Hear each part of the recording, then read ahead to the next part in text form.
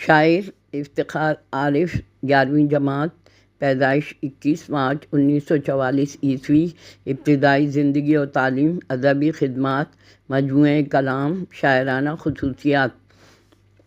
افتخار عارف پاکستان کے معروف اردو شاعر، ادیب اور دانشور ہیں جو اپنی منفرد شعری صلاحیتوں، گہری فکر کے سبب ادب کی دنیا میں ایک مقام رکھتے ہیں۔ ان کا اصل نام افتخار حسین عارف ہے۔ وہ 21 مارچ 1943 کو لکھنؤ، بھارت میں پیدا ہوئے۔ ابتدائی زندگی اور ابتدائی تعلیم لکھنؤ سے حاصل کی۔ تقسیم پاکستان کے بعد پاکستان منتقل ہو گئے۔ وہ ادب، فلسفہ، تہذیب و تمدن سے گہری دلچسپی رکھتے ہیں، جس کا عکس ان کی شاعری میں واضح طور پہ نظر آتا ہے۔ افتخار عارف کی شاعری جدید اردو شاعری کا ایک اہم حصہ ہے۔ ان کی شاعری میں محبت، تہذیب، ثقافت، اصلی مسائل، خوبصورت امتزاج ملتا ہے۔ ان کے اشعار میں گہری معنویت اور روحانی جمال نظر آتا ہے۔ ان کے کلام میں کلاسیکی شعری روایت کا تسلسل بھی موجود ہے۔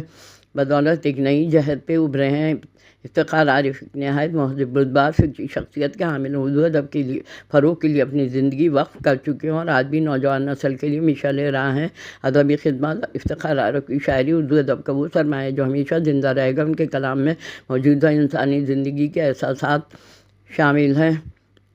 ان کو کئی ایوارڈ میں پاکستان ٹیلی ویژن، ریڈیو پاکستان سے بھی وابستہ رہے۔ اہم شعری مجموعے 12واں کھلاڑی، مہر دو نیم، حرف باریاب، جہانی علوم، کتاب دل و دنیا، شہر علم کے دروازے پر، اعزازات۔ افتخار عارف کو ان کی ادبی خدمات کے اطراف میں کئی قومی اور بین الاقوامی اعزازات سے نوازا گیا، جن میں ستارہ امتیاز، ہلال امتیاز شامل ہیں۔ ان کی شاعری کو کئی زبانوں میں ترجمہ کیا گیا ہے۔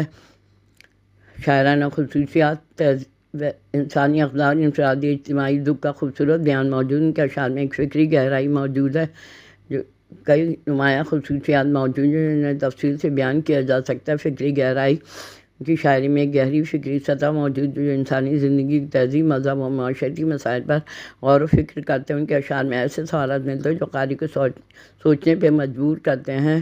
وہی لمحے، وہی دن رات کیسے بھول جاؤں گا جو اب تک یاد ہیں، حالات کیسے بھول جاؤں گا، تہذیبی شعور۔ ان کی شاعری میں تہذیبی ورثے اور روایت کی حفاظت کا پہلو نمایاں ہے۔ مشرقی ثقافت اقدار کو شاعری کے ذریعے محفوظ کرتے ہیں۔ ان کے ماضی کی گمشدہ ورثوں کی یاد ملتی ہے۔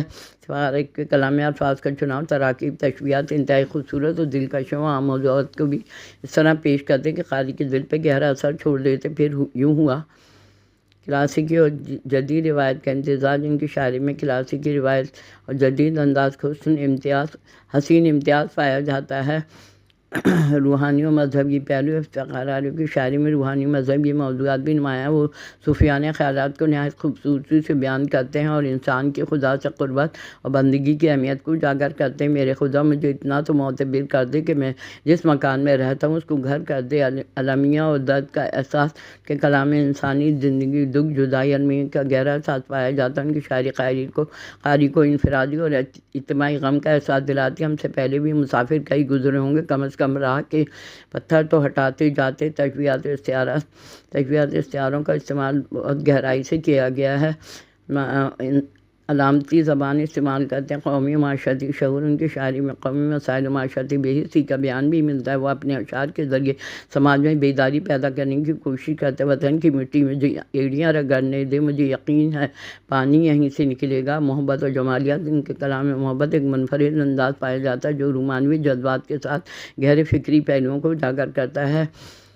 دونوں میں مہارت، غزل اور نظم دونوں میں مہارت حاصل ہے کہ سائنہ جذبات، احساسات، حالات کی عکاسی۔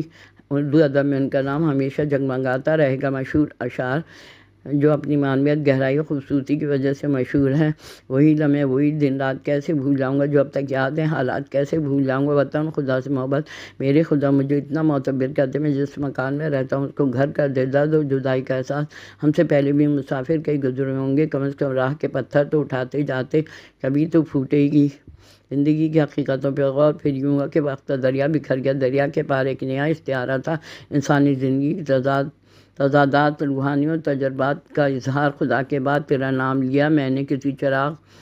محبت و وفا میں اپنے دل کی حقیقت چھپا سکتا تھا مگر یہ ظرف محبت ہو نہیں سکتا۔ افتخار کی یہ شاعری ان کی گہری سوچ، اعلیٰ گہرے غور و فکر کی دعوت بھی دیتے ہیں۔